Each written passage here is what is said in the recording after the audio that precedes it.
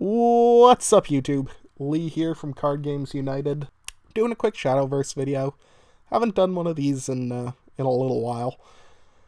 Mostly because, I couldn't... There was a while there where I couldn't really think of anything that would be worth showing. I didn't have any money towards the end, Brigade of the Sky, so I couldn't afford more packs to build more decks.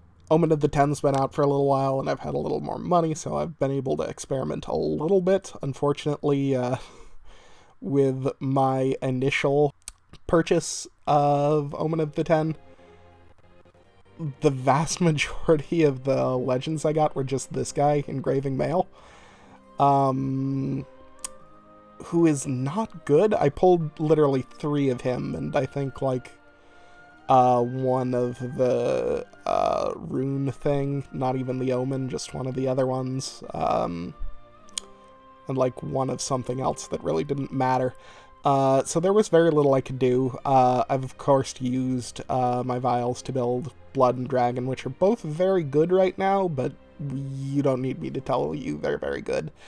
I don't want to do that. I don't want to just pick some videos of, me winning with a good deck just because, hey, here's me playing this good deck, I'm a good player, no, I want to show off things that are actually, creative and fun, and maybe give you a chance to think about something, play something, So we're gonna do a quick little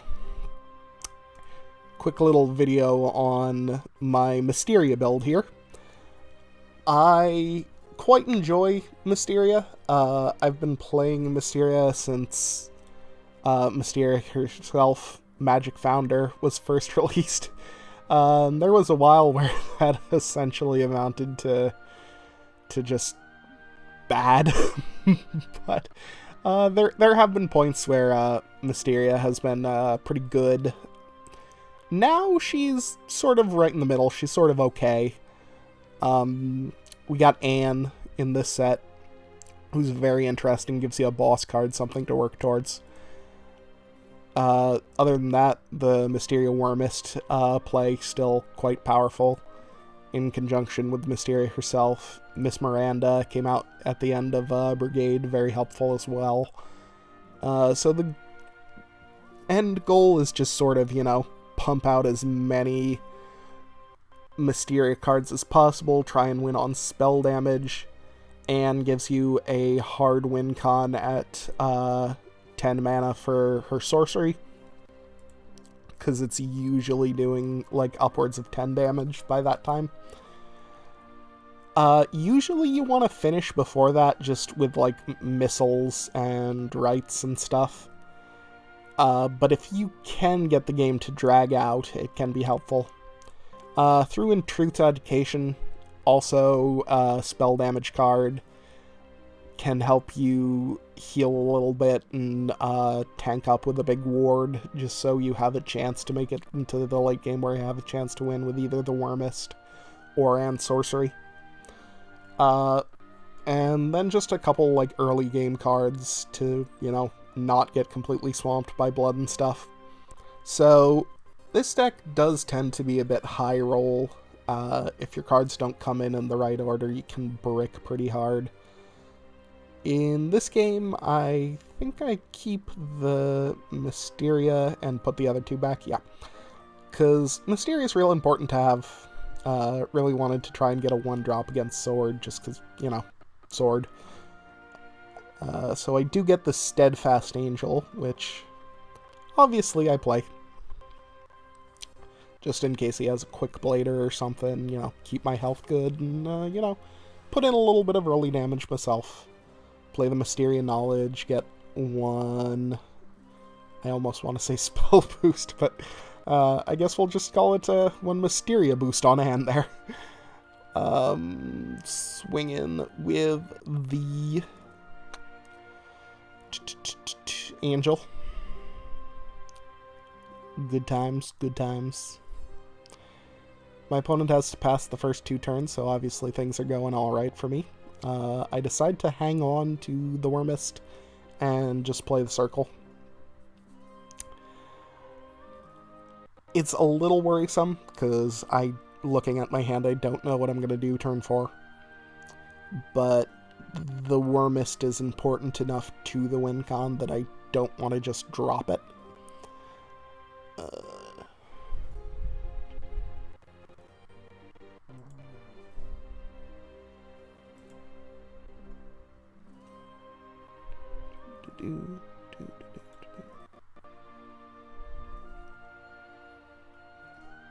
He goes for the Lancer, takes out my my Golem.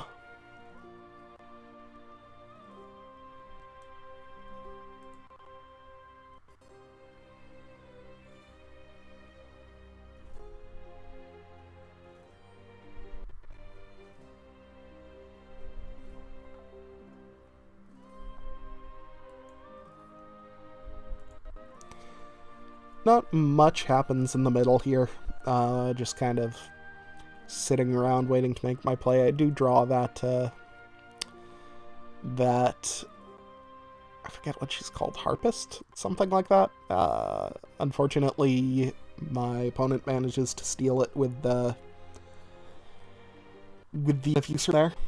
A lot of the omens are like really great at just sort of doing stuff that kinda should be generic, but like this one with stealing death rattle effects, all the stuff around the, I believe it's silence archetype for Shadow, that just sort of block ward and make spells cost more and stuff that really should be in like neutral, but they decided to give it. But at the end of the day, it does give each clan a unique ability to respond to certain things, which I guess is good. And of course I do really like all the different Omen decks that exist right now. Obviously, Blood and Dragon, very fun, enjoying playing them. They're very consistent. I haven't really touched any of the others, but I guess I don't see the Shadow one in particular, but I do see Shadowcraft on ladder. I suppose some of them must tech the Omen. But anyway, you do see some interesting like rogue strategies with the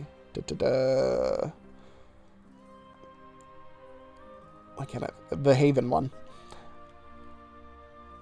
Anyway, in this turn I just decide to sort of spam out all my Mysteria cards so I can lower those 3 Anne in my hand to cost next to nothing. And it turns out to be a pretty good play because he kinda has to waste his Apostle. The Apostle of Usurpation, like one of the best cards in that build.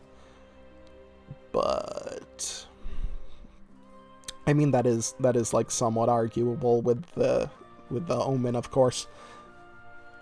I decide to just sort of wing it and kind of play my hands, get the summonings, crash them into face, and kinda trust that having the 4 bodies on board will be enough, especially with the Truth's Education turn 9 and a sorcery for turn 10. It's kind of a long bet. Kind of, but I am at 20 health, so even if he could clear this board, which there's not a lot of like great board removal in rotation right now. Trying to think. Dragon's still got Dragon Newt, which is okay. Oh, and of course the 9 mana do a damage for every Dragoncraft card in your hand. Yeah. Anyway, just decide to clear off his board and crash into face and stuff. Not hard to see why. Puts him at 3. He's got another Disciple, but at this point it's just way too late. He's clearly dead no matter what he does. Because here comes turn 10, and I've got the sorcery. and it does 15 damage, which is amazing and hilarious. Going into the mirror in this one, don't know what I can say about the mirror. Kind of depends, because I think this this opponent is playing that I decide to keep the Anne, which I find kind of hilarious, because when else would you ever keep a 9-mana non-accelerate card in your opening hand?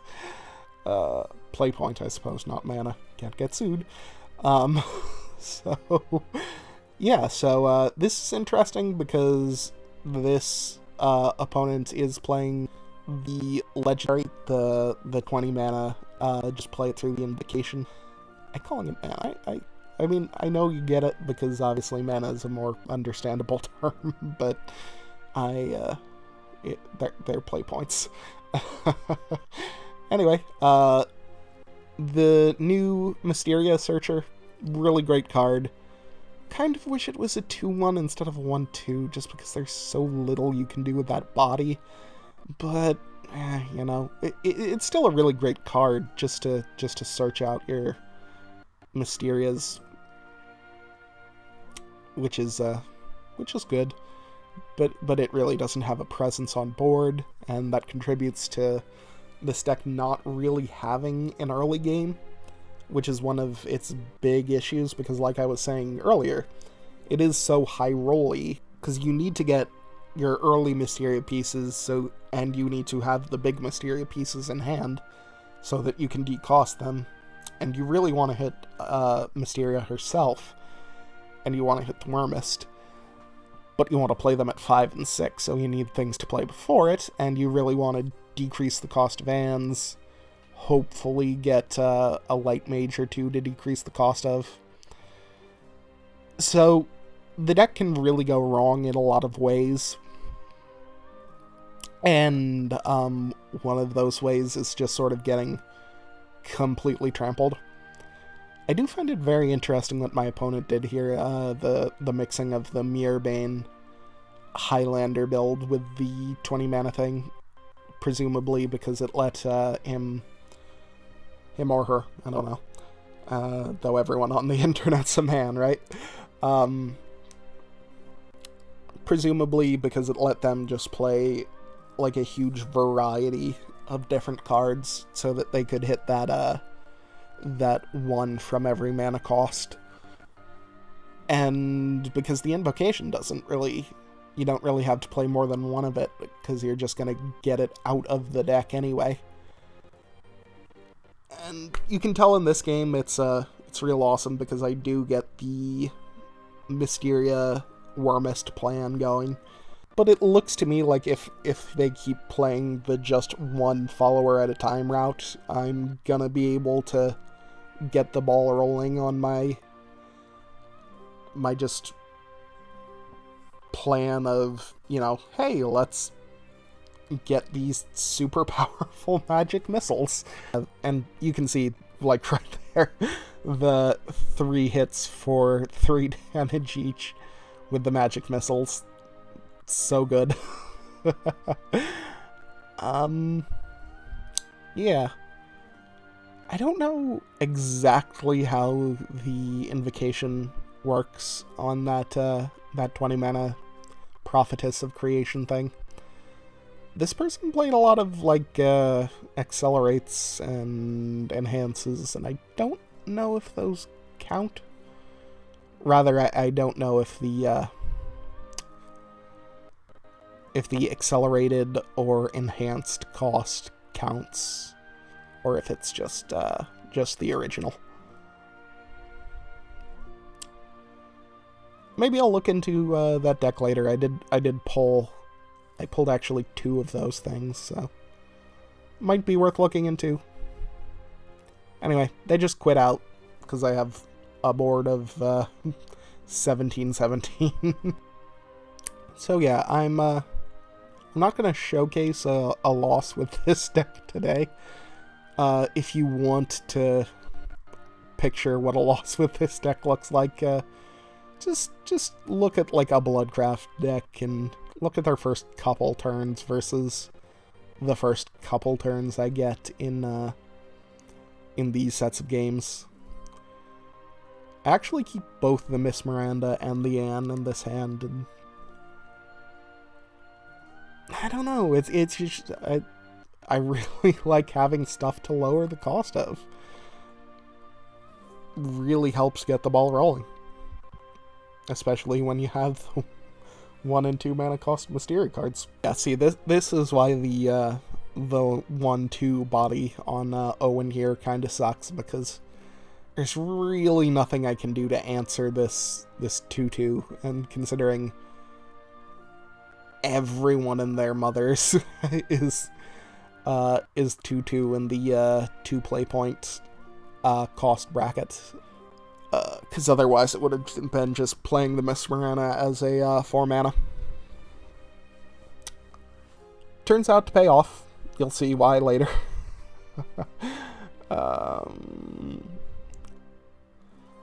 this is one thing that really irritates the snot out of this deck. That if the opponent has too many of the Miss Magnus and that 3 mana thing, which I don't see too many people playing, the evolve to get the same effect thing.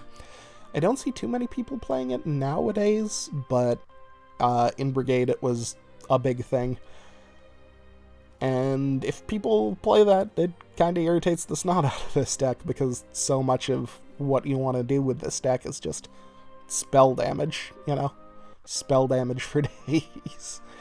And in late game, it kind of doesn't matter too much, because you kind of just want to play the spell damage cards to damage face, but in early game, it's a pain in the butt. Anyway, haven't got out my Mysteria Magic Founder yet, so yeah, so just doing 2 with these magic missiles kinda hurts.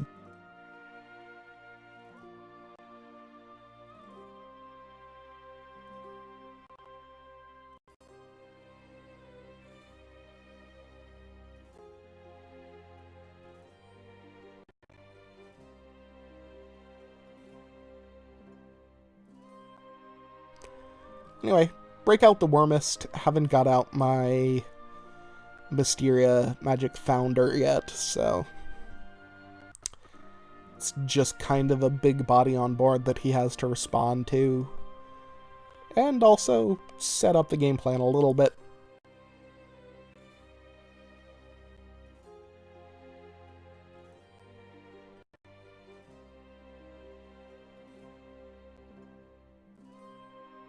Set up the game plan a little bit.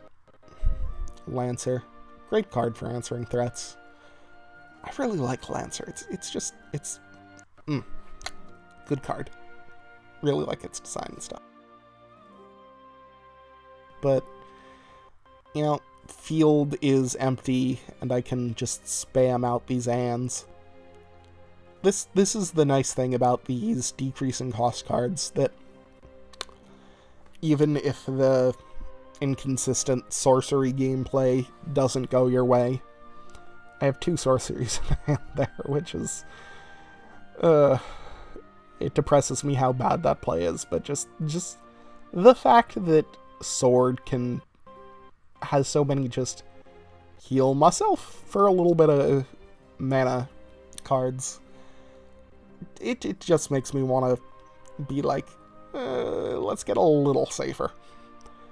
Anyway, yeah, that this Mysterious Summoner, sort of a late addition to the deck, just because I needed something that could spawn out more Mysteria cards early. And just be a Mysteria itself. I tried the 5 mana thing. It was just too expensive, and anytime I had an opportunity to drop it, I never would. Which is unfortunate. So I had to switch to 3 mana just because it costs less.